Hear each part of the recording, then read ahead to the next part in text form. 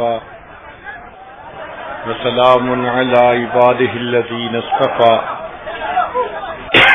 أما بعد أعوذ بالله من الشيطان الرجيم بسم الله الرحمن الرحيم لقد كان لكم في رسول الله أسوة حسنة وقال الله تعالى في مقام آخر قل إن كنتم تحبون الله فاتبعوني يحببكم الله سبحان ربك رب العزة عما يصفون وسلام على المرسلين والحمد لله رب العالمين اللهم صل على سيدنا محمد وعلى آل سيدنا محمد وبارك وسلم اللهم صل على سيدنا محمد وعلى آل سيدنا محمد وبارك وسلم اللهم صل على سيدنا محمد وعلى آل سيدنا محمد وبارك وسلم. جب ہم باجماعت نماز پڑھتے ہیں تو ایک امام ہوتے ہیں اور باقی مقتدی ہوتے ہیں. مقتدیوں کے اوپر لازم ہوتا ہے کہ امام کی اقتداء کریں. اگر کوئی مقتدی امام کی اقتداء نہ کرے تو اس کی نماز صحیح نہیں ہوتی. جس طرح نماز میں ایک امام ہے اسی طرح ہماری پوری زندگی کے امام سیدنا رسول اللہ صلی اللہ علیہ وسلم ہیں. ہمارا یہ فرض منصبی ہے کہ ہر کام ہم نبی علیہ الصلوۃ والسلام کے طریقے کے مطابق کریں. کھانا پینا، پہننا اوڑھنا، معاشرت، معیشت، ہر چیز نبی علیہ الصلوۃ والسلام کے طریقے کے مطابق ہو، یہ ہر مسلمان کے اوپر لازم ہے.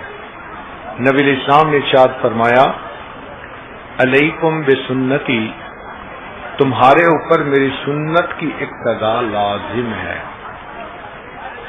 آپ نے دیکھا ہوگا کہ شادی کے موقع پر دلہن کو سجاتے ہیں، وہ یہ سمجھتی ہے کہ اگر میری انگلیوں میں انگوٹھی پہنا دی گئی تو انگلیاں خوبصورت بن جائیں گی، اگر بازوؤں میں چوڑیاں ڈال دی گئیں تو بازو خوبصورت بن جائیں گے، اگر گلے میں لاکٹ ڈال دیا گیا تو میرا گلا خوبصورت بن جائے گا، اور اگر میرے کانوں میں بالیاں ڈال دی گئیں تو میرے کان خوبصورت ہو جائیں گے. غرض دلہن کا یہ خیال ہوتا ہے کہ جس عضو کو زیور سے سجا دیا جائے گا وہ میرے خاوند کی نظر میں خوبصورت بن جائے گا. بہو یہی مثال ہے کہ مومن اپنے جس عضو کو سنت کے مطابق ڈھالتا جاتا ہے اس کا وہ عضو اللہ رب العزت کی نظر میں خوبصورت بنتا چلا جاتا ہے. حتیٰ کہ اگر وہ سر کے بالوں سے لے کے پاؤں کے ناخنوں تک اپنے آپ کو سنت کے مطابق بنا لے تو سجے ہوئے انسان کی طرح وہ اللہ رب العزت کی نظر میں پیارا ہو جاتا ہے. ارشاد فرمایا قل ان کنتم تحبون اللہ، اے میرے محبوب فرما دیجئے کہ اگر تم اللہ سے محبت کرتے ہو فاتبعونی، تم میری اتباع کرو، یحببکم اللہ، اس کا نتیجہ یہ ہوگا کہ اللہ رب العزت تم سے محبت فرمائیں گے، تم اللہ رب العزت کے محبوب بن جاؤ گے. چنانچہ جس شخص نے سنت کو اپنایا اس نے نجات پائی. امام مالک رحمۃ اللہ علیہ فرماتے تھے ان السنت مثل سفینۃ نوح علیہ الصلاۃ والسلام، کہ نبی علیہ الصلاۃ والسلام کی سنت نوح علیہ الصلاۃ والسلام کی کشتی کی مانند ہے.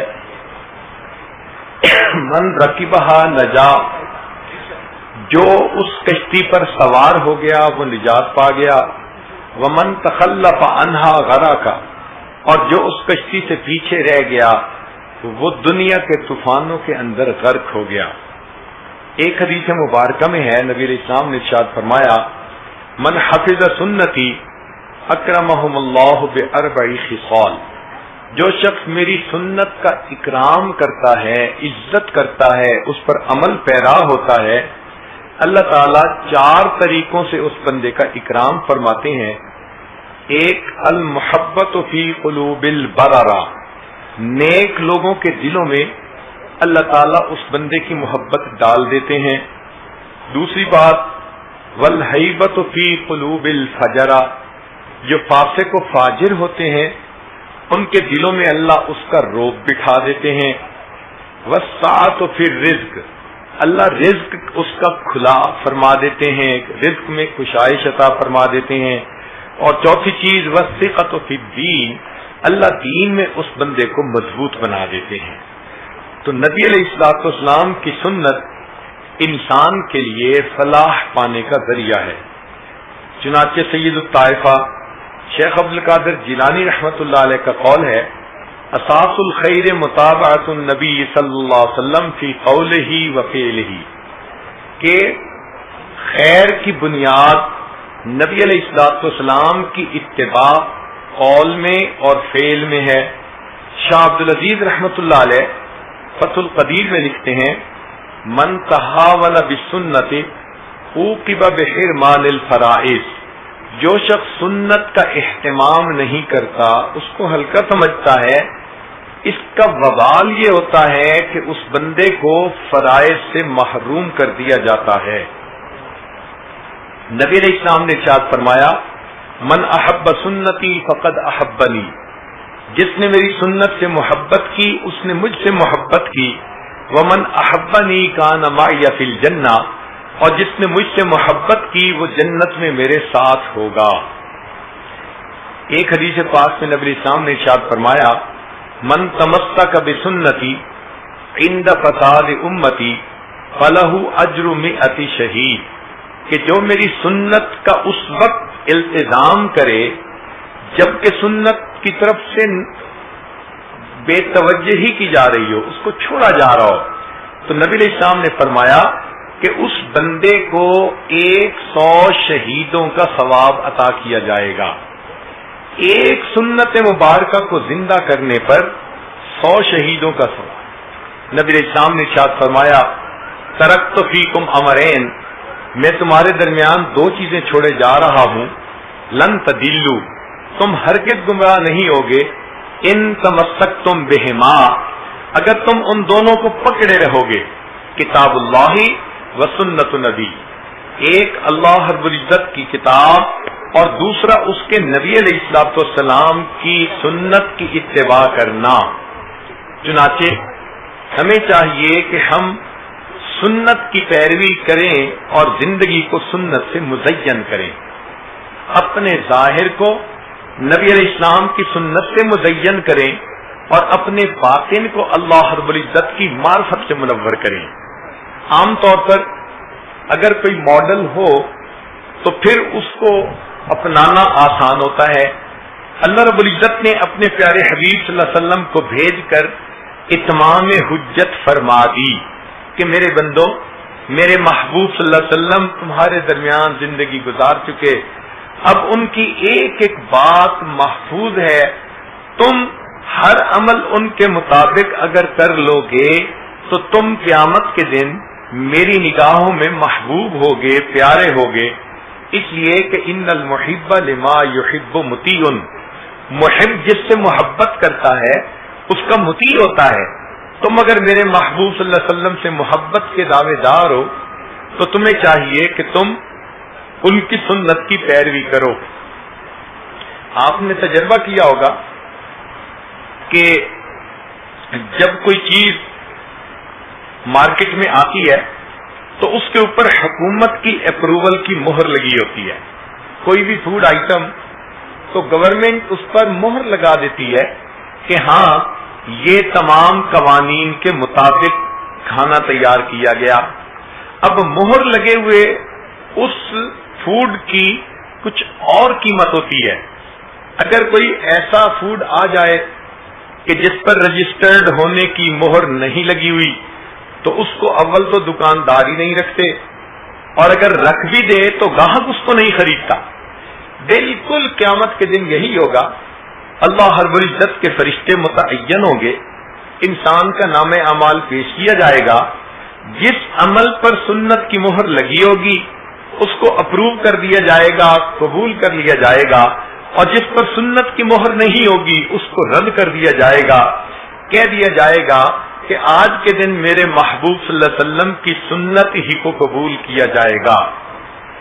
آپ اگر کبھی درزی کے پاس جائیں کہ جی یہ میرا ایک کپڑا ہے، کرتا ہے، مجھے اس کے بالمطابق آپ ایک اور کرتا بنا کے دے دیں، تو آپ جب وصول کرنے جاتے ہیں تو پہلے کرتے کے مطابق بالکل اس کی پیمائش دیکھتے ہیں، لمبائی بھی، چوڑائی بھی، ڈیزائن بھی۔ اگر کوئی بھی چیز اس سے تھوڑا سا مختلف ہو تو آپ درزی کو کہتے ہیں کہ جناب جب میں نے آپ کو ماڈل دیا تھا تو تم نے کیوں اس کے مطابق نہ بنایا؟ قیامت کے دن یہی ہوگا۔ اللہ رب العزت ارشاد فرمائیں گے، میرے بندو میں نے تمہارے درمیان ایک نمونہ بھیج دیا تھا، اپنے حبیب صلی اللہ علیہ وسلم کو بھیجا تھا، تمہیں چاہیے تھا کہ تم ہر کام ان کے طریقے کے مطابق کرتے تو اب تمہارے اعمال قبول کر لیے جاتے۔ چنانچہ یاد رکھیے کہ اللہ رب العزت نے اپنے تک آنے کے تمام راستے بند کر دیے سوائے اس راستے کے جس راستے پر نبی علیہ الصلوۃ والسلام چلے اور اللہ رب العزت تک پہنچے۔ جو بندہ چاہے کہ میں بھی اللہ رب العزت تک پہنچ جاؤں، اللہ سے واصل ہو جاؤں، تو اس کو چاہیے کہ وہ بھی ہر کام میں اللہ کے حبیب صلی اللہ علیہ وسلم کے طریقے کو اپنائے۔ اس سنت کی اللہ کے ہاں اتنی اہمیت ہے کہ موسیٰ علیہ السلام کو حکم ہوا کہ ان جادوگروں کا مقابلہ کیجیے۔ اللہ تعالی کی شان کہ حکم ہوا اذهب الى فرعون انه طغى، آپ جائیے فرعون کے پاس، باغی طاغی بن گیا ہے۔ موسیٰ علیہ السلام جاتے ہیں، وہاں جادوگروں سے مقابلہ ہوا۔ اللہ کی شان کہ جادوگروں نے ایمان قبول کر لیا تو موسیٰ علیہ السلام حیران ہوئے، اے اللہ آپ نے تو بائی نیم مجھے فرمایا تھا کہ جاؤ فرعون کے پاس، وہ باغی طاغی بن گیا، اور اب فرعون کو تو ہدایت نہ ملی، جادوگروں کو ہدایت مل گئی۔ تو فرمایا کہ وجہ یہ تھی کہ اس زمانے میں جب دو پارٹیوں میں مقابلہ ہوتا تو ان کی ایک یونیفارم ہوا کرتی تھی جب بادشاہ نے کوئی مقابلہ دیکھنا ہوتا تھا۔ اب جب موسیٰ علیہ السلام اور جادوگر آمنے سامنے آنے تھے تو وہاں کے جو افسر تھے انہوں نے کوشش کی کہ موسیٰ علیہ السلام جادوگروں والا لباس پہنے، وہ تو اللہ کے نبی علیہ السلام تھے، انہوں نے انکار کر دیا۔ وہ بڑے حیران کہ کریں تو کیا کریں، چنانچہ انہوں نے یہ فیصلہ کیا کہ چلو یونیفارم تو ایک جیسی ہوگی، ہم جادوگروں کو موسیٰ علیہ السلام جیسا چوغا پہنا دیتے ہیں۔ چنانچہ انہوں نے جادوگروں کو موسیٰ علیہ السلام جیسے کپڑے پہنا دیے۔ جب موسیٰ علیہ السلام نے پوچھا اللہ فرعون کو ہدایت نہ ملی بلکہ جادوگروں کو مل گئی، تو رب کریم نے فرمایا اے میرے پیارے موسیٰ علیہ السلام، جب میں ہدایت کا فیصلہ کرنے لگا تو میری رحمت نے اس چیز کو زیادہ پسند کیا، میں ان کو ہدایت پہلے دوں جو میرے ایک نبی علیہ السلام سے مشابہت رکھتے ہیں۔ اب سوچئے کہ وہ جادوگر جو اپنے شوق سے بھی نہیں مشابہت اختیار کرتے، مجبور ہو کے، اللہ تعالیٰ کو ان کی بھی مشابہت پسند آتی ہے، تو جو لوگ اپنی محبت سے، چاہت سے، لگن سے، شوق سے نبی علیہ السلام کے اعمال کو اپنائیں گے تو اللہ رب العزت کو کتنا وہ انسان پیارا لگے گا۔ چنانچہ صحابہ رضی اللہ تعالیٰ عنہم کی زندگیوں کو دیکھیے تو ایک سے بڑھ کر آپ کو ایک سنت کا نمونہ نظر آئے گا۔ یہ اتنی سنت کی اتباع تھی کہ باہر سے آنے والے کو پوچھنا پڑتا تھا من منکم محمدہ، تم میں سے محمد صلی اللہ علیہ وسلم کون ہے؟ لباس میں، ظاہر میں، طور طریقے میں، گفتگو میں اتنی مشابہت ہوا کرتی تھی، حتیٰ کہ سیدنا صدیق اکبر عنہ نبی علیہ الصلوۃ والسلام کی معیت میں جب مدینہ طیبہ حاضر ہوئے تو مدینہ طیبہ کے بڑے بوڑھے دانا بینا لوگ وہ استقبال کے لیے آئے، مگر ان دونوں کو سمجھ نہیں لگ رہی تھی کہ ان آنے والے مہمانوں میں آقا کون ہے، غلام کون ہے، ان میں اللہ کے نبی علیہ السلام کون ہے اور ان کے جو ہے اتباع کرنے والے کون ہیں۔ تو وہ دیکھتے رہے اور انہوں نے دونوں کو دیکھ کر بالآخر صدیق اکبر اللہ عنہ کو آگے بڑھ کر سلام کیا۔ صدیق اکبر نے سب کو سلام کرنا شروع کر دیا۔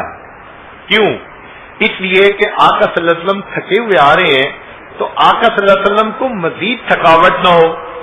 جب سلام ہو چکا بیٹھ گئے اور بادلوں میں سے سورج نکلا اور اس کی کرنوں نے نبی علیہ السلام کے رخسار مبارک کے بوسے لیے، تب مدینہ کے لوگ یہ دیکھ کر حیران ہوئے کہ جس پر انہوں نے پہلے سلام کیے تھے وہ اٹھے اور انہوں نے اپنی چادر اپنے ساتھی کے اوپر ڈال کر یہ ثابت کر دیا کہ آقا کون ہے اور غلام کون ہے، تابع کون ہے، متبوع کون ہے۔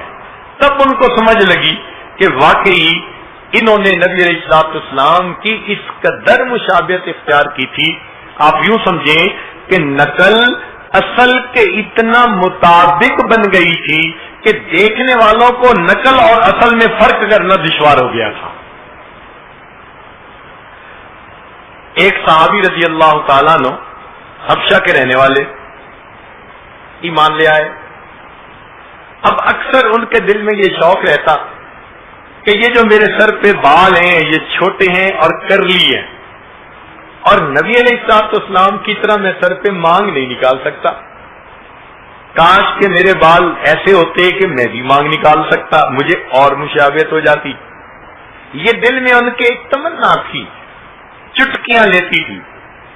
سردی کا موسم، ایک دن انگیٹھی جل رہی ہے اور وہ انگارے کو ایک لوہے کی سلاخ تھی، اس کے ساتھ انگاروں کو ذرا سیٹ کر رہے تھے۔ جب دیکھا کہ یہ سلاخ گرم ہو گئی تو پتہ نہیں ان کے اوپر محبت کا کیا جذبہ آیا کہ انہوں نے اس سلاخ سے اپنے سر کے درمیان یوں نشان لگا دیا۔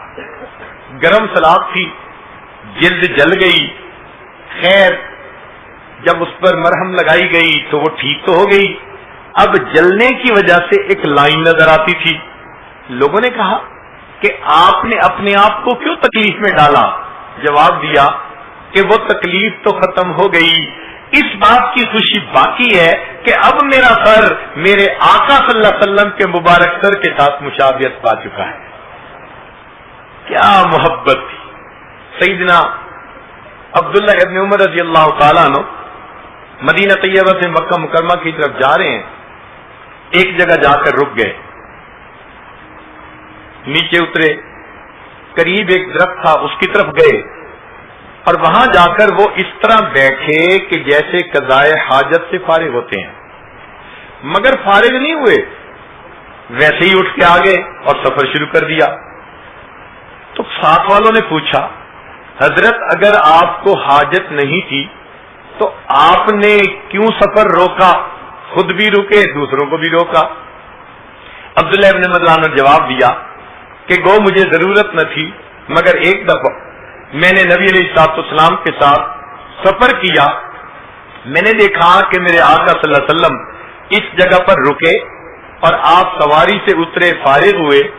جب میں گزر رہا تھا میرے دل میں خیال آیا میں بھی وہی عمل کروں جو میرے آقا صلی اللہ علیہ وسلم نے کیا، تو میں گیا اور تھوڑی دیر بیٹھ کے واپس آ گیا۔ میرا ٹائم تو لگ گیا مگر مجھے آقا صلی اللہ علیہ وسلم کی ایک یاد کو تازہ کرنے کا وقت نصیب ہو گیا۔ اس سے اندازہ لگتا ہے کہ صحابہ رضی اللہ تعالیٰ عنہ کس قدر نبی علیہ السلام کی سنتوں کے شیدائی تھے۔ وہی سمجھا جائے گا شیدائے جمال مصطفیٰ، وہی سمجھا جائے گا شیدائے جمال مصطفیٰ، جس کا حال حال مصطفیٰ ہو کال کال مصطفیٰ۔ سبحان اللہ، سیدنا صدیق رضی اللہ عنہ کی اتباع سنت کا حال دیکھیے کہ نبی علیہ الصلوۃ والسلام جب غار حرا سے آئے تو اس وقت خدیجہ الکبریٰ رضی اللہ تعالی عنہا نے فرمایا آپ کیا محسوس کرتے ہیں؟ فرمایا خشیت والا نفسی، مجھے اپنی جان کا خطرہ ہے۔ فرمایا کلا، ہرگز نہیں، انک لتصل الرحم، آپ تو صلہ رحمی کرنے والے ہیں، وتکسب المعدوم وتقرئ الضیف وتعین علی نوائب الحق۔ تو انہوں نے نبی علیہ الصلوۃ والسلام کی کچھ صفات گنوائی۔ حیرت کی بات ہے کہ بعد کے زمانے میں ایک مرتبہ صدیق رضی اللہ عنہ نے نبی السلام سے اجازت لی کہ میں حبشہ کی طرف ہجرت کر کے جاتا ہوں۔ نبی علیہ السلام نے اجازت دے دی۔ صدیق رضی اللہ عنہ گئے، راستے میں تھے کہ ایک کافر نے دیکھا، اس نے کہا ابو بکر کیوں جا رہے ہو مکہ سے؟ فرمایا کہ مکہ کے لوگ رہنے نہیں دیتے۔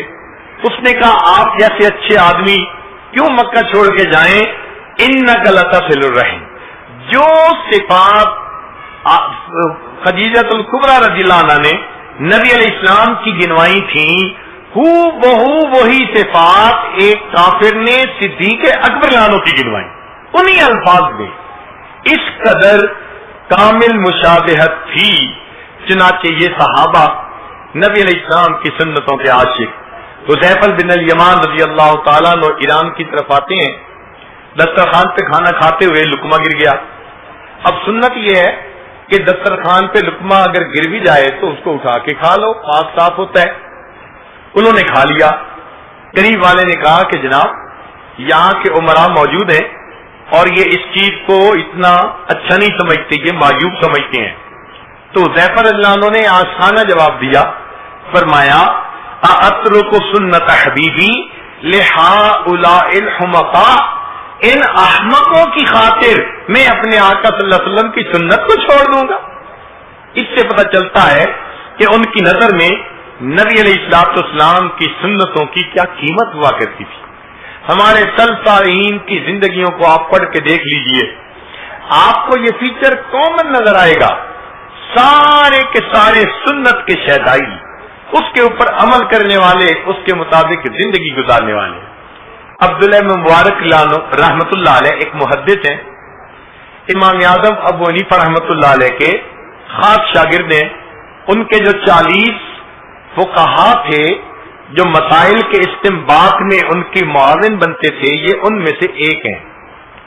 ان کی زندگی اتنی سنت کے مطابق تھی کہ ان کے ایک ہم جماعت ہم درس اسماعیل رحمت اللہ علیہ تھے۔ وہ کہتے ہیں کہ میں نے عبداللہ ابن مبارک رحمت اللہ علیہ کی زندگی کو کئی سال قریب سے دیکھا اور میں اس نتیجے پر پہنچا کہ عبداللہ ابن مبارک رحمت اللہ علیہ اور صحابہ کرام رضی اللہ عنہم کی زندگی میں صرف ایک فرق تھا، وہ کیا کہ صحابہ رضی اللہ عنہم کو نبی علیہ السلام کے دیدار کا شرف حاصل تھا، یہ شرف عبداللہ ابن مبارک کو حاصل نہیں تھا۔ اس کے علاوہ ان کی زندگی اور صحابہ کی زندگی میں مجھے کوئی فرق نظر نہیں آتا تھا۔ یہ کتنی عظیم بات ہے کہ ساتھ رہنے والا گواہی دے۔ سبحان اللہ، واقعی ہمارے اکابر اس قدر سنت کا اہتمام کرنے والے تھے۔ چنانچہ جنید بغدادی رحمت اللہ علیہ کے پاس ایک سالک آیا اور 9-10 سال رہا۔ ایک دن کہنے لگا حضرت میں جاتا ہوں۔ کیوں جاتے ہو بھائی؟ حضرت میں تو آیا تھا کہ میں کوئی کرامت دیکھتا، اور میں نے تو 10 سال میں کوئی کرامت ہی نہیں دیکھی۔ تو پوچھا کہ یہ بتاؤ ان 10 سالوں میں تو نے کوئی عمل سنت کے خلاف دیکھا؟ کہنے لگا سنت کے خلاف تو کوئی عمل نہیں دیکھا۔ فرمایا کہ یہ سب کرامتوں سے بڑی کرامت ہے کہ انسان بے اختیار سنت کے مطابق زندگی گزارنے والا بن جائے، ہر عمل اس کا ایسا ہو کہ نبی علیہ الصلوۃ والسلام کی سنت کے مطابق ہو۔ شاہ ولی اللہ محمد دہلوی رحمۃ اللہ علیہ لکھتے ہیں کہ مجھے نبی علیہ الصلوۃ والسلام کی خدمت میں مواجہ شریف پر حاضری نصیب ہوئی، تو فرماتے ہیں جو لوگ متبع سنت ہوتے ہیں اور جن کو حدیث کا شوق ہوتا ہے، تو میں نے دیکھا کہ نبی علیہ الصلوۃ والسلام کے مبارک قلب سے اس طرح نور کی کرنیں پھوٹتی ہیں جیسے سورج کی شعاعیں ہوتی ہیں اور وہ اس آنے والے بندے کے دل کے اوپر پڑ رہی ہوتی ہے. تو سنت کا اہتمام کرنے والا بارگاہ نبوی کے اندر مقبول انسان ہوتا ہے. سبحان اللہ. اللہ رب العزت ایسے بندے کو بہت پسند فرماتے ہیں. ہمارے اکابرین علماء دیوبند کی زندگی کو دیکھیے, ایک ایک سنت کا شہرائی نظر آئے گا. چنانچہ حضرت نانوتوی رحمت اللہ علیہ کو فرنگی نے پھانسی کا حکم سنا دیا. جب اطلاع ملی تو حضرت روپوش ہو گئے. 3 دن کے بعد پھر باہر پھیر رہے ہیں. کسی نے کہا کہ جناب پھانسی کا حکم, جان کا بچانا فرض ہے, آپ باہر کیوں پھر رہے ہیں؟ تو حضرت نانوتوی رحمت اللہ علیہ نے جواب دیا کہ میں نے اپنے آقا صلی اللہ علیہ وسلم کی مبارک زندگی کو دیکھا تو مجھے نبی علیہ الصلوۃ والسلام پوری زندگی میں 3 دن غار ثور کے اندر روپوش حالت میں ملے. پھر آپ باہر تشریف لائے, میں بھی 3 دن روپوش رہا, اب باہر آ گیا ہوں. اگر کوئی پکڑ کر پھانسی بھی چڑھائے گا تو میں پھانسی کا پھندا چوم کر جھول جایا کر. کیا محبت تھی ان کو نبی علیہ الصلوۃ والسلام کی مبارک سنتوں سے. حضرت گنگوہی رحمۃ اللہ علیہ آخری عمر میں موت یا بند آ جانے کی وجہ سے بے نائی نہیں رہی تھی, تو آپ پابندی کے ساتھ سرما لگاتے تھے. کسی نے کہا جناب سرما تو لگاتے ہیں بے نائی بڑھانے کے لیے, تیز کرنے کے لیے, اور آپ کی تو بے نائی ہے ہی نہیں. تو فرمایا کہ لوگ بے نائی تیز کرنے کی نیت سے لگاتے ہوں گے, میں تو اپنے آقا صلی اللہ علیہ وسلم کی سنت کی اتباع کی نیت سے سرما روز لگاتا ہوں. سنت کا اتنا اہتمام ان کی زندگیوں میں تھا. حضرت شیخ خلیل رحمت اللہ علیہ عشاء کے بعد وتر بیٹھ کے پڑھتے تھے. اب عام مسئلہ تو یہی کہ کھڑے ہو کر پڑھنے کا ثواب دگنا, بیٹھ کے پڑھنے کا ثواب آدھا. تو کسی طالب علم نے پوچھ لیا, حضرت آپ تو ثواب کے لیے بڑے حریص ہیں, ہر ایسا عمل کرتے ہیں کہ زیادہ سے زیادہ ثواب ملے, مگر نفل بیٹھ کے پڑھتے ہیں. تو فرمانے لگے کہ آدھا ثواب مجھے زیادہ پسند ہے, مگر نبی علیہ الصلوۃ والسلام وتر کے بعد نفل بیٹھ کر پڑھتے تھے, میں عمل تو وہ کروں گا جو میرے آقا صلی اللہ علیہ وسلم نے کیا ہے.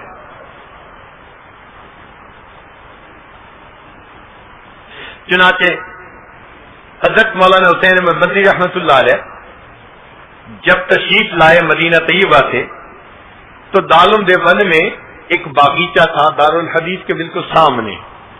تو باغیچہ پھولوں کے لیے ہوتا ہے. حضرت نے فرمایا کہ یہاں کیکر کا درخت لگا دو.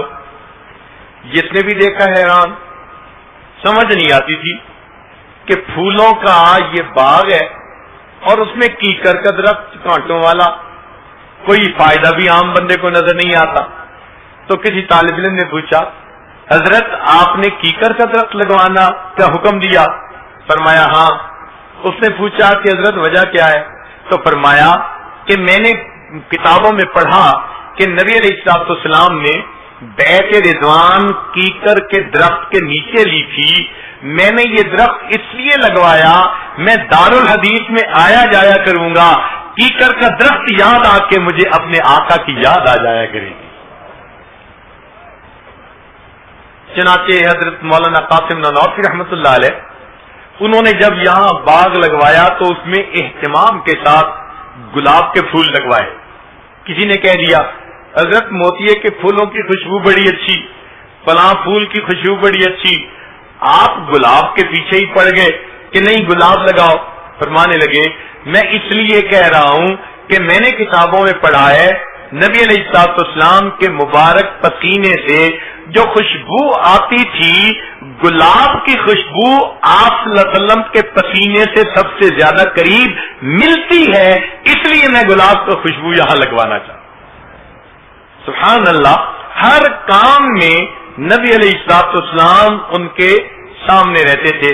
مولانا یحییٰ رحمت اللہ علیہ جو حضرت شیخ الحدیث رحمت اللہ علیہ کے والد گرامی ہے, وہ فرمایا کرتے تھے کہ اگر کوئی بندہ سنت کے مطابق پاخانہ کر لے گا اس کو اتنا ثواب ملے گا کہ خلاف سنت نفلیں پڑھنے پر بھی اس کو وہ ثواب نہیں مل سکتا.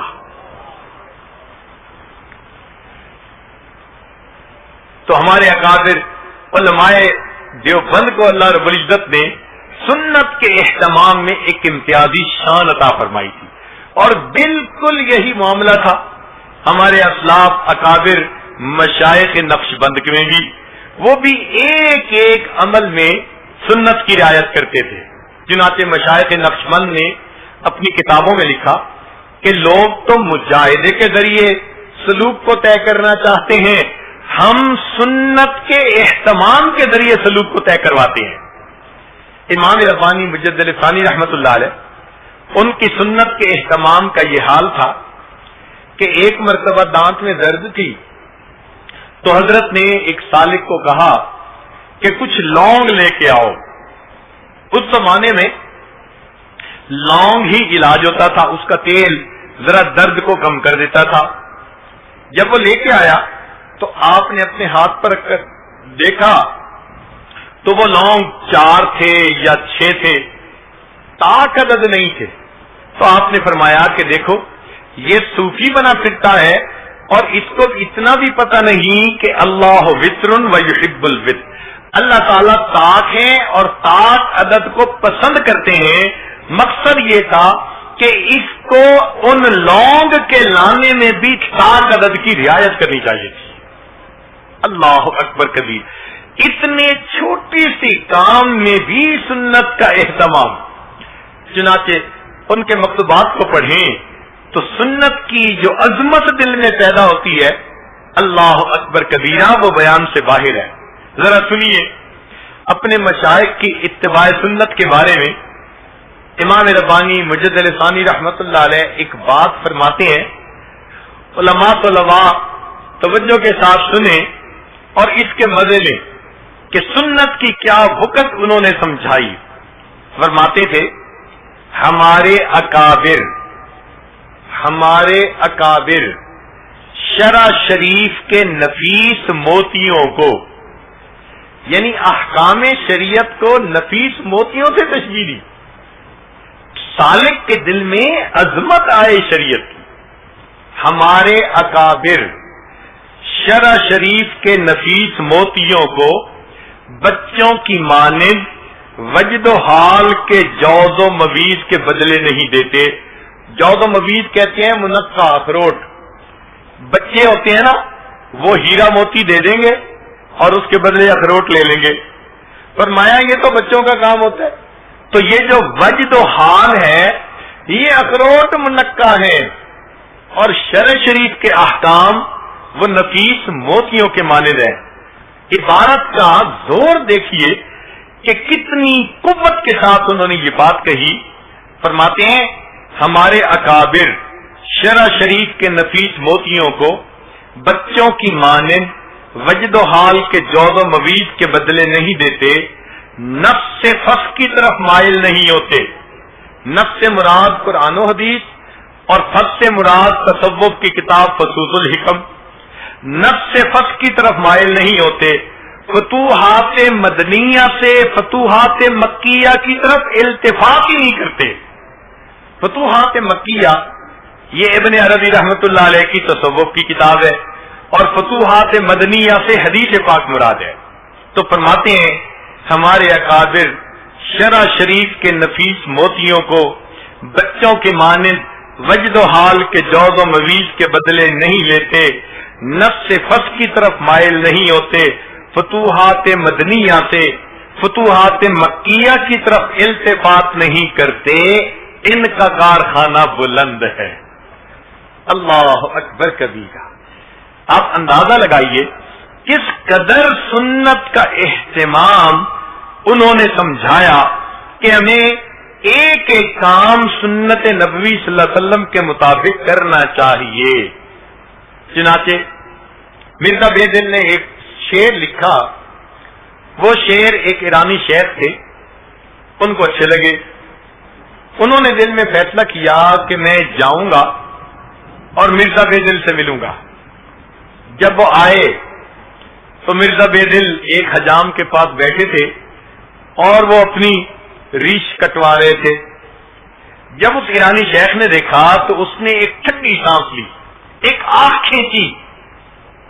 جب اس نے دیکھ کے آنکھ کھینچی تو مرزا بے دل نے کہا کہ آپ کیوں کھینچتے ہیں؟ ریش میں خراشم دلے کسینہ میں خراشم. میں اپنی داڑھی کو کاٹ رہا ہوں, کسی کے دل کو تو نہیں نہ ایذا پہنچا رہا. انہوں نے جواب میں کہا بلا دل رسول اللہ صلی اللہ علیہ وسلم میں خراشم, تو عام بندے کا دل نہیں دکھا رہا, تو آقا صلی اللہ علیہ وسلم کے مبارک دل کو دکھا, تو سید القلوب کو دکھا رہا ہے. جب انہوں نے یہ بات کی مرزا بے دل پہ چوٹ لگی. اس نے کہا جزاک اللہ کے چشمم باز کر دی, مرابا جان جا ہمراز کر دی. اتنا اہتمام تھا ہمارے مشائخ میں نبی علیہ الصلوۃ والسلام کی سنتوں کا کہ ایک ایک سنت کے اوپر وہ اپنے آپ کو قربان کر دیا کرتے تھے. چنانچہ ایک بزرگ تھے جن کا معمول یہ تھا کہ 1,00,000 مرتبہ درود شریف پڑھ کر کچھ عرصے بعد نبی علیہ السلام کو تحفہ بھیجا کرتے تھے. پھر 1,00,000 درود شریف پڑھ کر پھر تحفہ بھیجا کرتے تھے.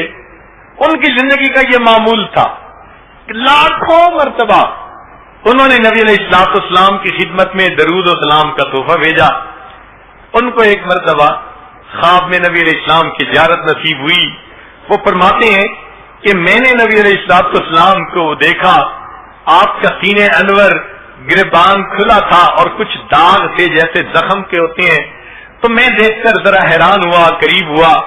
میں نے کہا اے آقا صلی اللہ علیہ وسلم, مجھے آپ کا سینہ چھلنی نظر آتا ہے, زخم کے نشان نظر آتے ہیں, خیریت تو ہے؟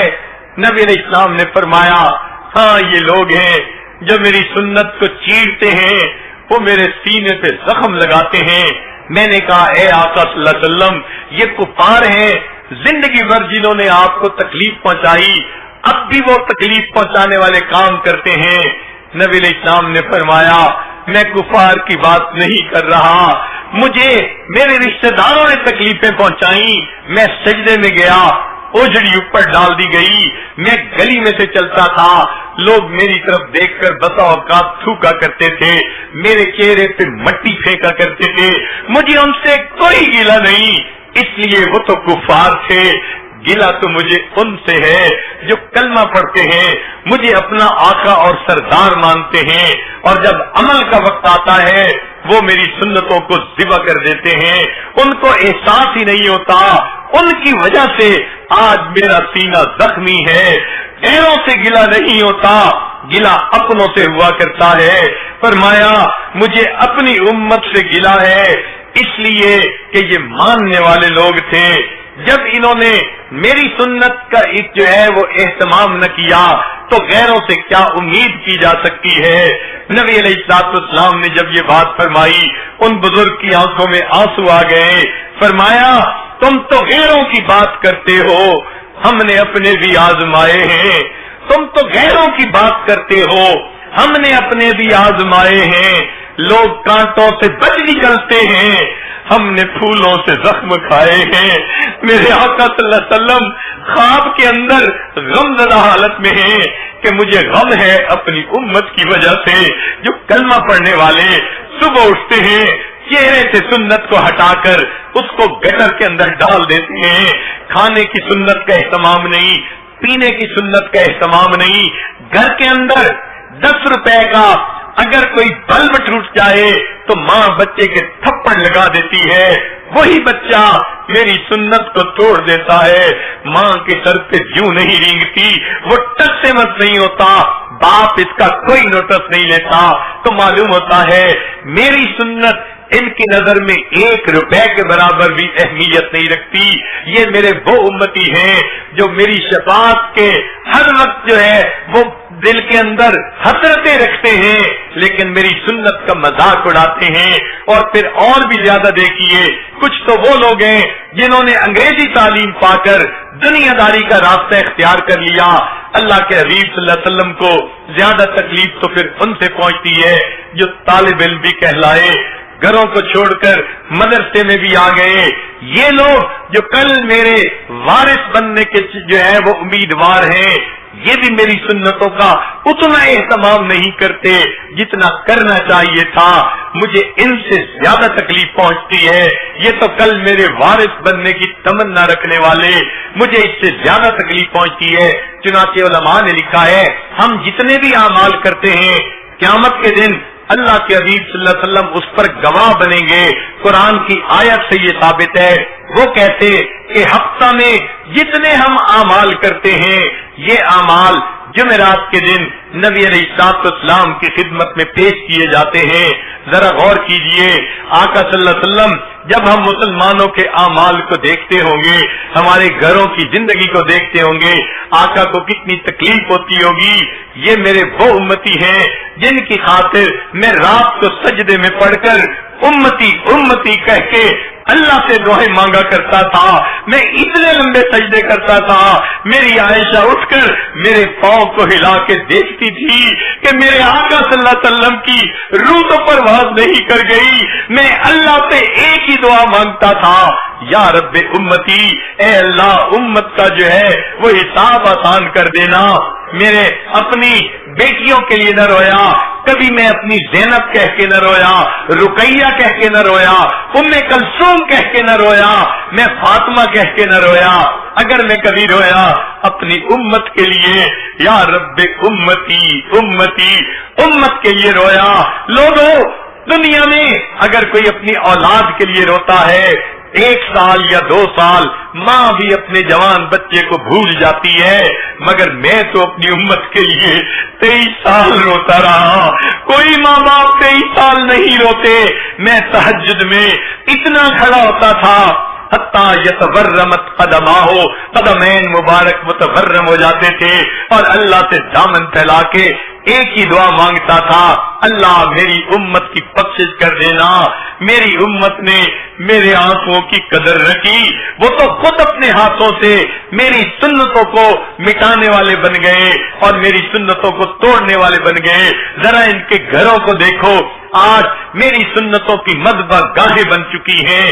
جب شادی کا موقع ہوتا ہے ہر ایک کو منا لیتے ہیں، رشتہ دار ہو جا کر منا لاتے ہیں، قریب بھی جو ہے ہمسایہ ہو اس کو بھی منا لیا جاتا ہے، گھر کا ڈرائیور ناراض ہو اس کو بھی منا لیا جاتا ہے، گھر میں کام کرنے والی خادمہ ناراض ہو اس کو بھی پیغام بھیج دیتے ہیں، اور جی شادی کا موقع ہے سب کو بلا لینا چاہیے، کوئی بات نہیں ہم سوری کر دیتے ہیں.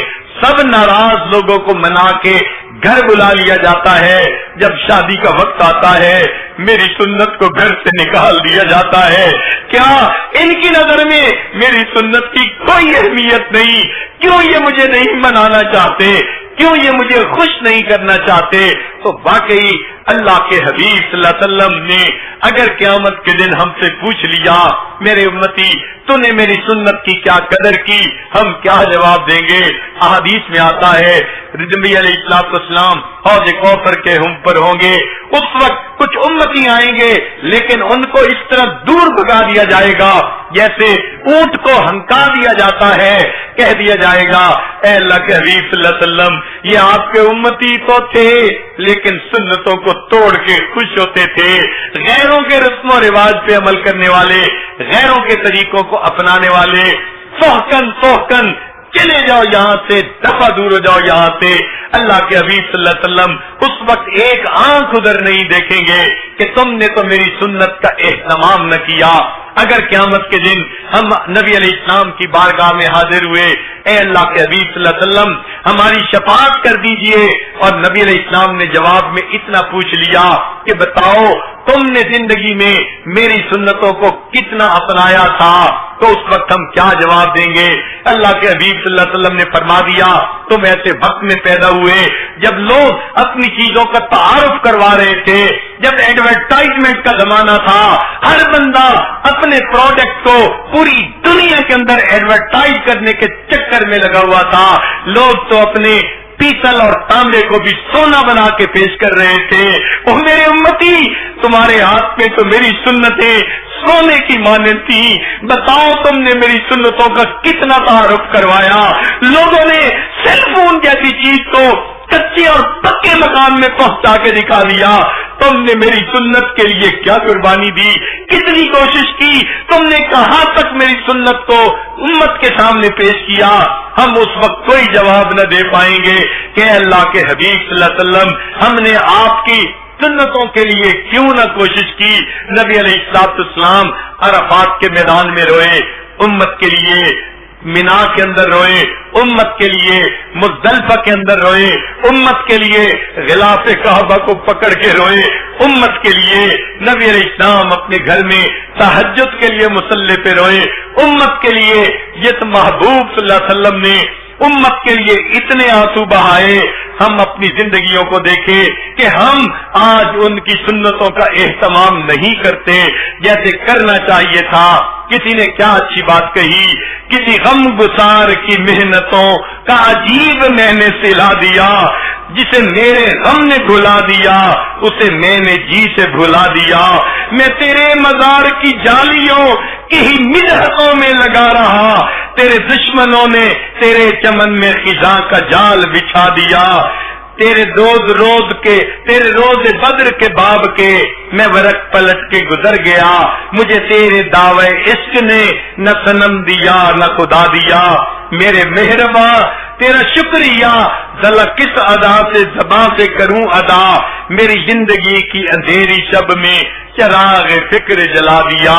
وہ آقا صلی اللہ علیہ وسلم جنہوں نے ہمیں زندگی گزارنے کا طریقہ سمجھایا، اللہ سے واصل ہونے کا طریقہ سمجھایا، آج اس محسن انسانیت کی سنتوں کا ہم اہتمام نہیں کرتے.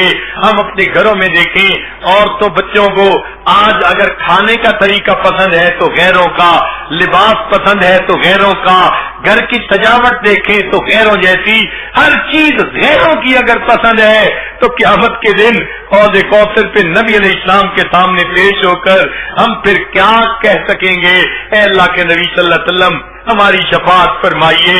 8 سال کا بچہ، اس نے جب یہ خواب سنا کہ ایک بزرگ 1,00,000 مرتبہ درود پڑھ کر بھیجا کرتے تھے، انہوں نے خواب میں نبی علیہ السلام کے سینے انور کو چھلی دیکھا تو اس بچے کے دل میں اتنا درد ہوا، گھر آ کے کہتا ہے امی آج کے بعد میں کھانا کھاؤں گا سنت کے مطابق، میں کپڑے پہنوں گا سنت کے مطابق. اگر 7 سال کا بچہ سنت کا اتنا اہتمام کرتا ہے، قیامت کے دن کہا جائے گا او علماء کے گروہ، او حفاظ اور قراء، ذرا بتاؤ تو صحیح 7 سال کے بچے جیسی غیرت بھی تمہارے دل میں بیدار نہ ہوئی اور تم نے دل میں نیت نہ کی کہ ہم نبی علیہ السلام کے سینے کو راحت پہنچائیں گے، ہم زخم پہ زخم نہیں لگائیں گے. سوچئے تو صحیح پھر قیامت کے دن ہم اپنے آقا صلی اللہ علیہ وسلم کو کیا جواب دیں گے؟ افسوس کی بات ہے جن سے وفا کرنی تھی آج ہم ان سے جفا کر رہے ہیں، جن سے جفا کرنی تھی آج ان کے طریقوں کو اپناتے پھر رہے ہیں. پھر قیامت کے دن ہمارا کیا معاملہ ہوگا؟ ہم نے بہت سارے لوگوں کو دیکھا ہے اپنے ماں باپ کا دل دکھاتے ہوئے جھجکتے ہیں. امی روٹ جائے گی، ابو روٹ جائیں گے، میں یہ کام کرنا پسند نہیں کرتا. وہی بندہ جو ماں اور باپ کے دل دکھنے کا اتنا خیال کرتا ہے، جب سنت کا وقت آتا ہے بے درے سنت کو توڑ دیتا ہے، احساس تک نہیں ہوتا. اس سے میرے آقا صلی اللہ علیہ وسلم کا دل دکھے گا. میں نبی علیہ السلام کے دل کو خوشی پہنچانے کی بجائے ان کو تکلیف پہنچانے کا باعث بن جاؤں گا. چنانچہ آج وقت ایسا آ گیا کہ ہم نبی علیہ السلام کی سنتوں کا اہتمام کرنے کا عہد کریں کہ آقا صلی اللہ علیہ وسلم آپ کی ایک ایک سنت پر ہم عمل کریں گے اور نبی علیہ السلام کی سنتوں سے اپنے آپ کو مزین کریں گے. ذرا توجہ کیجئے گا، اپنی بات کو سمیٹتے ہوئے یہ عاجز ایک بات مثال دے کے سمجھاتا ہے. کسی ماں کو بیٹے سے اتنی محبت ہوتی ہے، اگر ہاتھ میں اس کے تصویر ہو اور کہہ دیا جائے ذرا بچے کی تصویر آگ میں ڈال دو، ماں کہے گی یہ کیسے ہو سکتا ہے، میں اپنے بچے کی تصویر آگ کے ڈال دوں، اسے کہو اسے پھاڑ دو، وہ کہے گی میں پھاڑتی بھی نہیں۔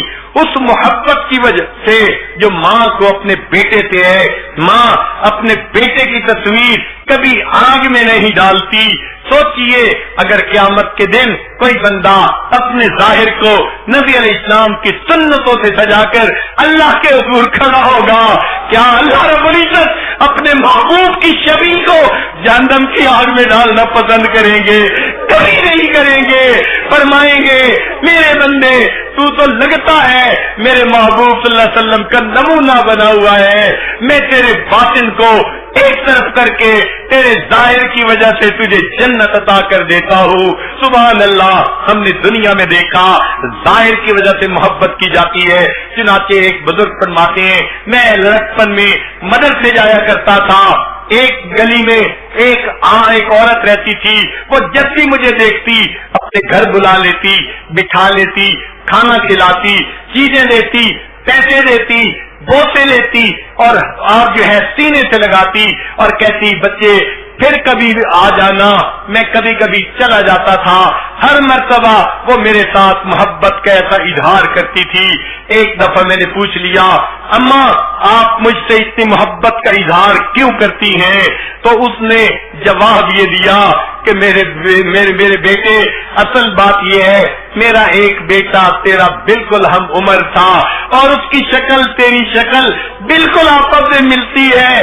بچے تم جب میرے سامنے آتے ہو مجھے اپنا بیٹا یاد آ جاتا ہے۔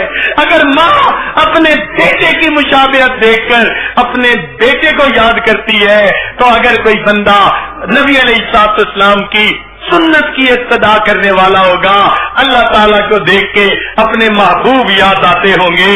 ہمارے اکابر کی تو کیفیت یہی تھی، یہاں تک جذب کر لوں کاش تیرے حسن کامل کو تجھی کو سب پکار اٹھے، گزر جاؤں جدھر سے میں، اے آقا صلی اللہ علیہ وسلم میں سنت کا ایسا نمونہ بن جاؤں، میں جدھر سے گزر جاؤں لوگوں کو میرے آقا صلی اللہ علیہ وسلم یاد آ جائیں۔ کاش ہمارے دلوں میں وہ محبت آ جائے سنت کی، وہ عظمت آ جائے سنت کی۔ پھر دیکھیے اللہ رب العزت کے حبیب صلی اللہ علیہ وسلم کو قیامت کے دن ہمیں دیکھ کر کتنی راحت ہوگی۔ چنانچہ نبی علیہ السلام کی امت سے محبت کا یہ عالم تھا، آپ صلی اللہ علیہ وسلم کے پاس ملک الموت آئے، اے اللہ کے حبیب صلی اللہ علیہ وسلم اللہ نے آپ کو یاد فرمایا ہے۔ نبی علیہ السلام نے فرمایا ملک الموت پہلے مجھے اللہ تعالیٰ سے یہ پوچھ کے بتاؤ میرے بعد میری امت کا کیا حال ہوگا۔ ملک الموت نے پوچھا، رب کریم نے جواب دیا میرے حبیب صلی اللہ علیہ وسلم ہم آپ کے بعد آپ کی امت کو اکیلا نہیں چھوڑیں گے، بے آسرا نہیں چھوڑیں گے۔ جس محبوب صلی اللہ علیہ وسلم کو امت کے ساتھ اتنی محبت کی کہ آخری لمحے میں بھی امت کی فکر لگی ہوئی ہے، آج وہی امت اگر سنت کو توڑنے والی بن جائے تو سوچئے آقا صلی اللہ علیہ وسلم کے لیے کس قدر یہ غم کی بات ہے۔ ہمیں چاہیے آج ہم دل میں یہ عہد کر لیں، ہم بیٹھ کر اپنے زندگی کا جائزہ لیں گے، ایک ایک عمل کو سنت کے مطابق بنائیں گے، حتیٰ کہ گود سے لے کے گور میں جانے تک کی جتنی سنتیں ہیں ہم سب کو اپنائیں گے تاکہ نبی علیہ السلام کی سنتوں کا نمونہ بن جائیں، تاکہ نبی علیہ السلام کی سنتوں کا ایسا نمونہ بن جائیں کہ قیامت کے دن اللہ رب العزت ہمارے اس ظاہر کو ہی قبول فرما لے۔ ہم نے دنیا میں دیکھا ہے بعض طلباء ایک نمبر سے ممتاز آ جاتے ہیں، بعض طلباء ایک نمبر سے فیل ہو جاتے ہیں، راسب بن جاتے ہیں۔ ذرا سوچئے تو صحیح، اگر ایک نمبر اتنی اہمیت رکھتا ہے تو ہم اگر ایک سنت کو اپنائیں گے ہو سکتا ہے یہی سنت ہمارے لیے اللہ رب العزت کی نگاہوں میں ممتاز ہونے کا ذریعہ بن جائے۔ اللہ کو یہ بات پیاری لگے اور اللہ ہمارے لیے سنت بری زندگی گزارنی آسان فرما دے۔ اللہ تعالیٰ کے لیے یہ بات کوئی مشکل نہیں۔ ہاں ہم تو ظاہر کو سجا سکتے ہیں، باطن کا معاملہ تو اللہ کے ذمہ ہے، مگر اتنی بات ضرور ہے قیامت کا دن ہوگا اگر ہم اپنی سنت شباہت کو لے کے اللہ کے حضور پہنچ گئے اور رب کریم نے پوچھا علماء طلباء تم دنیا سے کیا لے کر آئے، تو اتنا تو کہہ سکیں گے تیرے محبوب کی یا رب شباہت لے کے آیا ہوں، حقیقت اس کو تو کر دے، میں صورت لے کے آیا ہوں، اے میرے مولا صورت تو بنائے پھرتے ہیں، اس میں حقیقت کو بھر دینا یہ تو آپ کا کام ہے، آپ رحمت کی ایک نظر ڈال دیجئے، ہمارے من کی کیفیتوں کو بھی سنت کے مطابق بنا دیجئے تاکہ ظاہر و باطن سنت کے نور سے منور ہو جائیں۔ اللہ تعالیٰ آج کی اس محفل میں ہمیں سنتوں بڑی زندگی گزارنے کی توفیق عطا فرمائے، حتیٰ کہ جب موت کا وقت آئے، ملک الموت آئے، دلوں کو ٹٹولے عشق نبی سے بھرا ہوا پائے، دماغوں کو ٹٹولے علم نبی سے بھرا ہوا پائے، ہمارے اعضاء کو ٹٹولے سنت نبوی سے مزین نظر آئے، اور وہ بھی اس کی گواہی دے دے کہ یہ بندہ مجھے اپنے آقا کا غلام نظر آتا ہے۔ سوچئے کتنی کامیاب زندگی ہوگی۔ رب کریم ہمیں ایک ایک سنت پر محبت کے ساتھ عمل کرنے کی توفیق عطا فرمائے، اور اس سنت کے نور کو پوری دنیا کے اندر اللہ پھیلانے اور پہنچانے کی توفیق عطا فرمائے۔ وآخر دعوانا ان الحمد للہ رب العالمین۔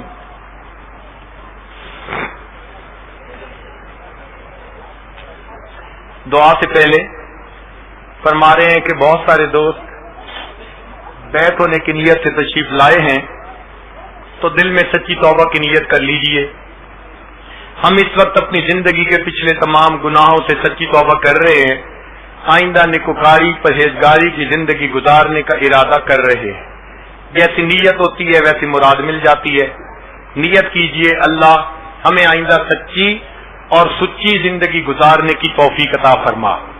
الحمدللہ وکفا وسلام علی عبادہ الذین اصطفی، اما بعد۔ یہ کلمات سچے دل کے ساتھ پڑھتے جائیے۔ بسم اللہ الرحمن الرحیم، لا الہ الا اللہ محمد الرسول اللہ، آمنت باللہ وملائکتہ وکتبہ ورسلہ والیوم الآخر والقدر خیرہ وشرہ من اللہ تعالی والبعث بعد الموت۔ آمنت باللہ کما ہوا باسمائہ وصفاتہ وقبلت جمیع احکامہ اقرار باللسان وتصدیق بالقلب۔ اشہد ان لا الہ الا اللہ واشہد ان محمدا عبدہ ورسولہ۔ استغفر اللہ ربی من کل ذنب واتوب الیہ برحمتک یا ارحم الراحمین۔ ان کلمات کو پڑھنے سے آپ بیت ہو چکے ہیں۔ چند معمولات سن لیجئے جو کرنے بہت آسان ہے مگر ان کا فائدہ اور نفع بہت زیادہ ہے۔ 100 مرتبہ درود شریف صبح و شام، 100 مرتبہ استغفار صبح و شام، روزانہ قرآن مجید کی تلاوت، چلتے پھرتے لیٹے بیٹھے اللہ رب العزت کا دھیان، اور 10-15 منٹ صبح اور شام ذکر قلبی یعنی مراقبہ۔ اس کا طریقہ یہ کہ نماز پڑھ کے آنکھوں کو بند کر کے اللہ کی طرف متوجہ ہو کے بیٹھ جائیں کہ اللہ رب العزت کی رحمت آ رہی ہے، دل میں سما رہی ہے، دل کی ظلمت اور سیاہی دور ہو رہی ہے، اور میرا دل اللہ اللہ اللہ یہ میرا دل کہہ رہا۔ چند منٹ کا مراقبہ انشاءاللہ دل کو منور کرے گا۔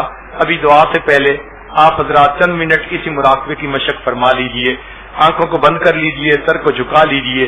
جیسے ظاہر میں یہ بارش برس رہی ہے، تصور کیجئے کہ اللہ کی رحمت کی بارش برس رہی ہے اور آج وہ ہمارے دلوں کو دھونا چاہتی ہے۔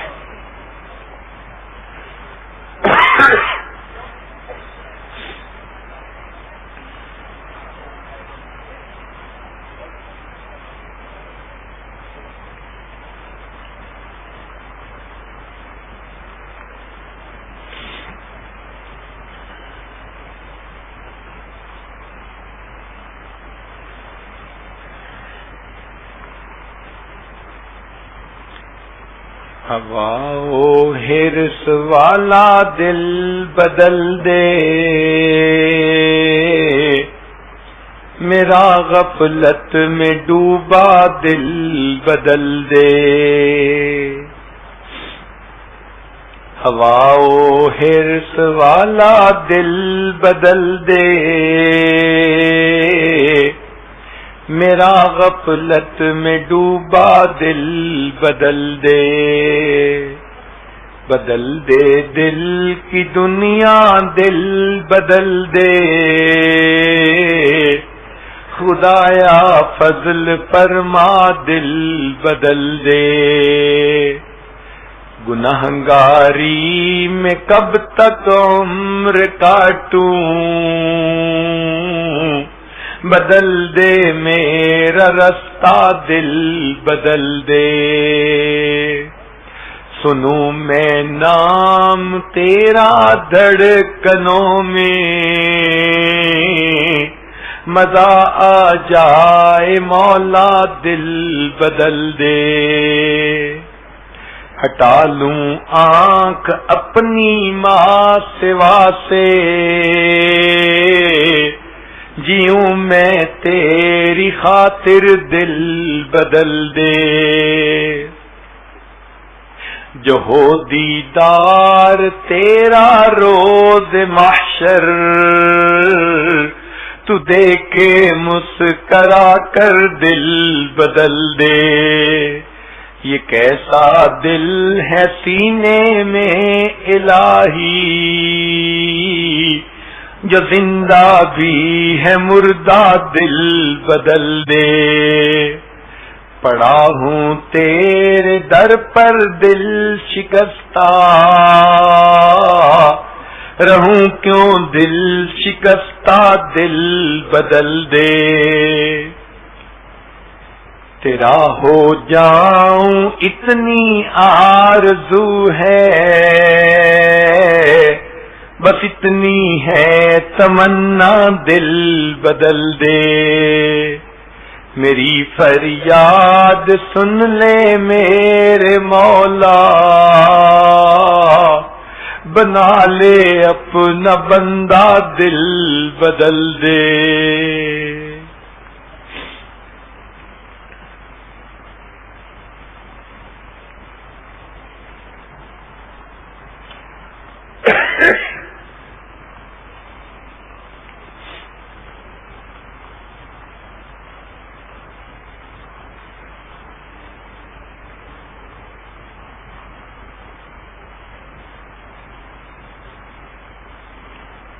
لا الہ الا اللہ محمد الرسول اللہ۔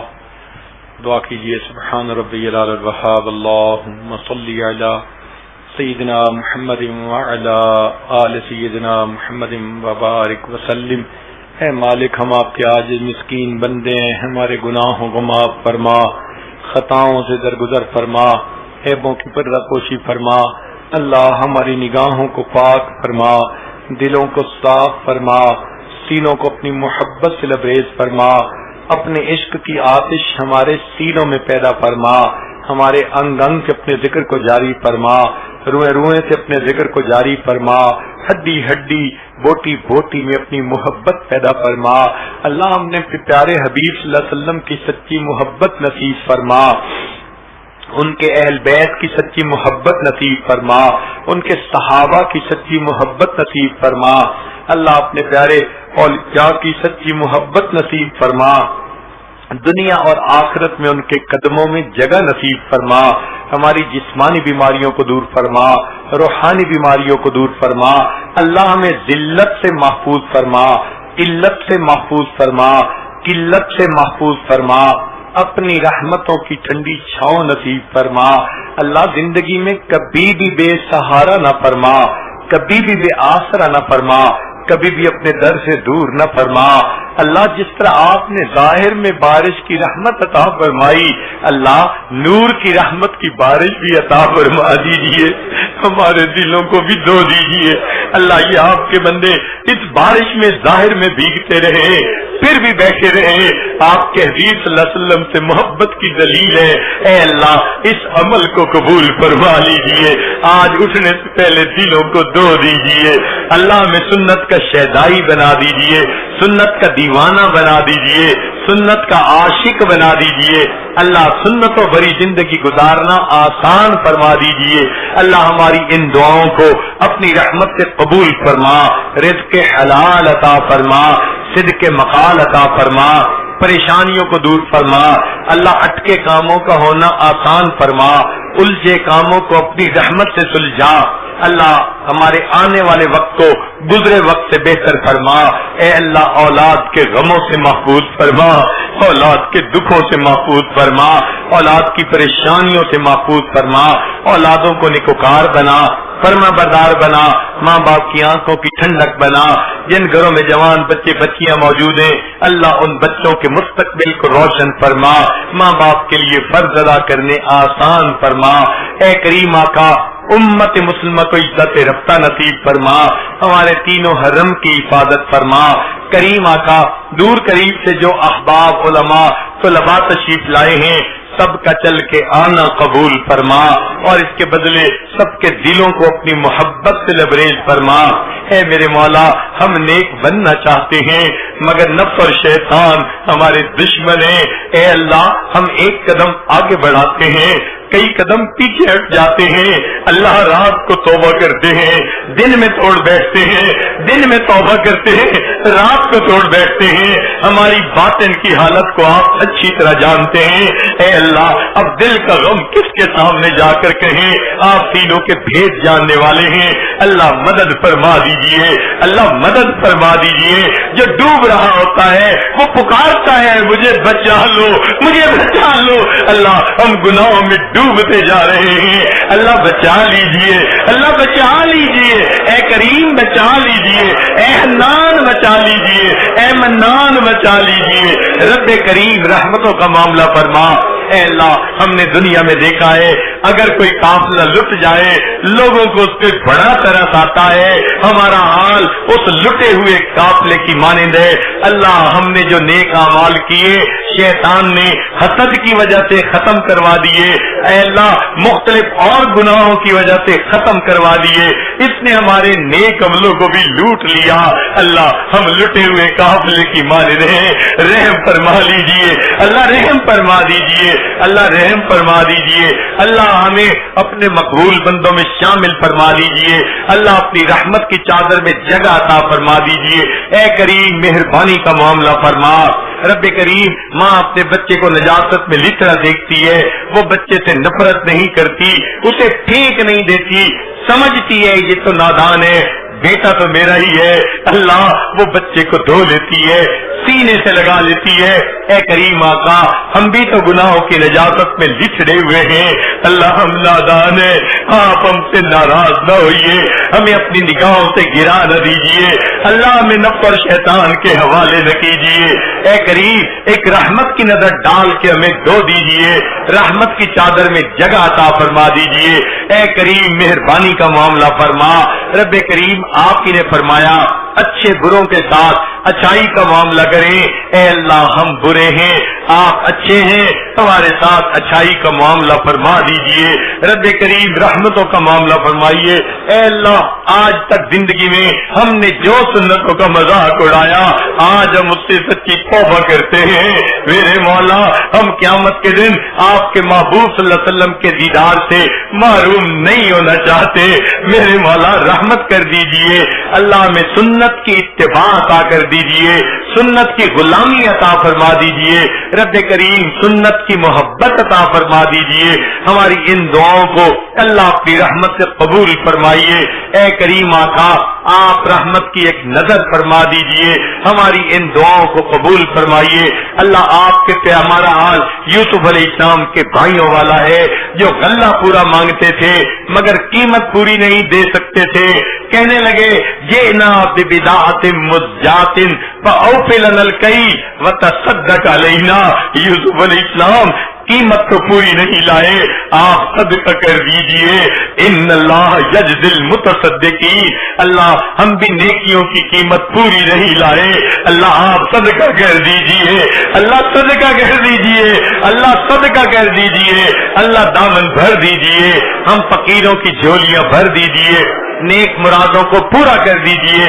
اللہ یوسف علیہ السلام کریم تھے، انہوں نے بھائیوں کو معاف کر دیا تھا، کہہ دیا تھا لا تثریب علیکم اليوم، آج تم پر کوئی بوجھ نہیں، میں نے تمہیں معاف کر دیا۔ اللہ آپ کے پیارے نبی علیہ السلام بھی کریم تھے، انہوں نے فتح مکہ کے دن قریش مکہ کو یہی الفاظ کہہ دیے تھے لا تثریب علیکم اليوم، اے اللہ آپ سب کریموں سے بڑے کریم ہیں، اے اللہ ہمیں بھی آپ کی شان کریمی پہ ناز ہے، اللہ آپ کو بھی اپنے شان کریمی پہ ناز ہے، اللہ آج شان کریمی کا اظہار فرما دیجئے، آپ بھی یہی کہہ دیجئے لا تثریب علیکم اليوم اذهبوا انتم الطلقاء، چلے جاؤ تم سب کے سب آزاد ہو، بخشے بخشائے ہو، اے اللہ معاف کر دیجئے، آزاد کر دیجئے، ایک نئی زندگی عطا فرمائیے، اللہ ہمارے گناہوں کو معاف کر دیجئے، اے کریم مہربانی فرما دیجئے، ہماری ان دعاؤں کو اللہ اپنی رحمت سے قبول فرما لیجئے، اے رب کریم قیامت اے اللہ کے حبیب، اے اللہ آپ کے پیارے حبیب صلی اللہ علیہ وسلم کے سامنے قبیلہ طے کی ایک عورت اچانک ننگے سر آ گئی تھی، تو محبوب صلی اللہ علیہ وسلم نے اپنی چادر سے اس کا سر ڈھانپ لیا تھا، اے اللہ آج آپ کے حبیب صلی اللہ علیہ وسلم کی امت اقوام عالم کے سامنے ننگے سر کھڑی ہے، اللہ امت کا سر ڈھانپ لیجئے، اللہ امت کا سر ڈھانپ لیجئے، اللہ امت کا سر ڈھانپ لیجئے، اللہ امت کا سر ڈھانپ لیجئے، اے اللہ جو جماعت دین کی محنت کر رہی ہے یا کافر محنت کر رہے ہیں، اللہ سب کی محنتوں کو قبول فرما، مدارس عربیہ کی حفاظت فرما، دعوت و تبلیغ کے کام کی حفاظت فرما، جہاں اللہ اللہ کی ہے ان خانقاہوں کی حفاظت فرما، اے کریم ہمارے حال پر رحمت کی نظر فرما، اور ہماری ان دعاؤں کو اللہ اپنی رحمت سے قبول فرما، رب کریم جو مانگا عطا فرما، جو مانگنا چاہیے تھا نہیں مانگ سکے وہ بھی عطا فرما، ہمارے والدین عزیز اقارب مشائخ جو فوت چکے ان کی مغفرت فرما، جن کی آپ نے مغفرت کر دی قرب کے اعلیٰ درجات عطا فرما، اللہ ہم قیامت کے ہم دنیا میں ایسے وقت میں پیدا ہوئے ہیں، آپ کے پیارے حبیب صلی اللہ علیہ وسلم پردہ فرما چکے، اب قرآن پاک پڑھتے ہیں، ایک آیت ہمیں اے اللہ تڑپا کے رکھ دیتی ہے، آپ نے فرمایا میں کچھ لوگوں کو قیامت کے دن اندھا کھڑا کروں گا، اے اللہ ڈر لگ جاتا ہے، اگر آپ نے اندھا کھڑا کر دیا وہاں بھی آپ کے حبیب صلی اللہ علیہ وسلم کا دیدار نہ کر سکیں گے، اللہ دوہری محرومی سے بچا دینا، دوہری محرومی سے بچا دینا، بڑے دل کی تمنا ہے اس چہرے کو دیکھیں جسے آپ نے والضحیٰ فرمایا، ان زلفوں کو دیکھیں جنہیں آپ نے واللیل فرمایا، اللہ اگر دنیا میں نہیں دیکھ سکے تو قیامت کے دن تو دیدار کروا دینا، ان کے ہاتھوں حوض کوثر کا جام عطا فرما دینا، ان کے جھنڈے کے نیچے جگہ عطا کر دینا، ان کے قدموں میں جگہ عطا فرمانا، اللہ جنت میں ان کا جوار عطا فرما دینا، اللہ ہماری ان دعاؤں کو اپنی رحمت سے قبول فرما، اے اللہ جتنے بھی پروگرام ہوئے جہاں بھی ہوئے، خدمت والے جتنے بھی لوگ تھے جنہوں نے جو بھی کوششیں کی ان پروگراموں کے لیے انعقاد کے لیے، اللہ سب کی محنتوں کو قبول فرما، اللہ ہم نے اپنے بڑوں سے سنا ہے عبادت سے جنت ملتی ہے، خدمت سے خدا ملتا ہے، اللہ خدمت کرنے والوں کو آپ اپنا تعلق عطا کر دیجئے، اپنے بندوں میں شامل فرما لیجئے، اپنی بندیوں میں شامل فرما لیجئے، اللہ علماء کی حفاظت فرمائیے جو دین کا کام کر رہے ہیں، اللہ ان کے وقت میں عمر میں رزق میں برکتیں عطا فرما دیجئے، اور آئندہ اللہ اپنے پیارے حبیب صلی اللہ علیہ وسلم کی کامل اتباع والی زندگی عطا فرما دیجئے، اللہ ہمیں مانگنا نہیں آتا، ہمیں بن مانگے عطا فرما دیجئے، جو مانگا عطا فرما، جو مانگنا چاہیے تو نہیں مانگ سکے اللہ ہمیں وہ بھی عطا فرما، اے کریم آقا ہم تو دو بندوں کے سامنے کی رسوائی برداشت نہیں کر سکتے، قیامت کے دن اللہ ساری مخلوق کے سامنے کی ذلت و رسوائی کیسے برداشت کر سکیں گے؟ اللہ اس دن کی رسوائی سے بچا دیجئے گا۔ اللہ ہم سے تو دھوپ کی گرمی برداشت نہیں ہوتی، بھلا جہنم کی گرمی کیسے برداشت کر سکیں گے؟ اور میرے مولا حالت تو ہماری ایسی ہے 2 کلو کا بوجھ سر پہ اٹھا نہیں سکتے، اور گناہوں کا پہاڑوں برابر بوجھ سر پہ اکٹھا کر لیا ہے۔ اللہ قیامت کے دن ہمارا کیا بنے گا؟ ان گناہوں کو معاف کر دیجئے، ان کو نیکیوں میں بدل دیجئے۔ اللہ آپ کا احسان، آپ ہمارے پروردگار ہیں، ہم نبی علیہ السلام سے راضی، وہ ہمارے آقا اور سردار ہیں۔ اے اللہ ہم اسلام سے راضی، آپ کی دی ہوئی نعمت ہے، اللہ اس نعمت کو صحیح طرح زندگی میں لاگو کرنے کی توفیق عطا فرما دیجئے۔ اے اللہ پوری دنیا میں جتنے ایمان والے ہیں سب پر اپنی رحمت فرمائیے، جو ہدایت نہیں پا سکے اللہ ان کو ہدایت کی دولت عطا فرما دیجئے، امن اور سکون کی زندگی عطا فرمائیے۔ اے اللہ خلفشان ختم فرما دیجئے، اے اللہ بدامنی ختم فرما دیجئے۔ اللہ انسان کو دوسرے انسان کے احترام کی توفیق عطا فرما دیجئے، ہمیں اپنے پیارے حبیب صلی اللہ علیہ وسلم کی سنتوں پر عمل کی توفیق عطا فرما دیجئے۔ ربنا تقبل منا انک انت السمیع العلیم تب علینا انک انت التواب الرحیم صلی اللہ تعالی علی حبیبہ سیدنا محمد وآلہ واصحابہ اجمعین برحمتک یا ارحم الراحمین۔ السلام علیکم۔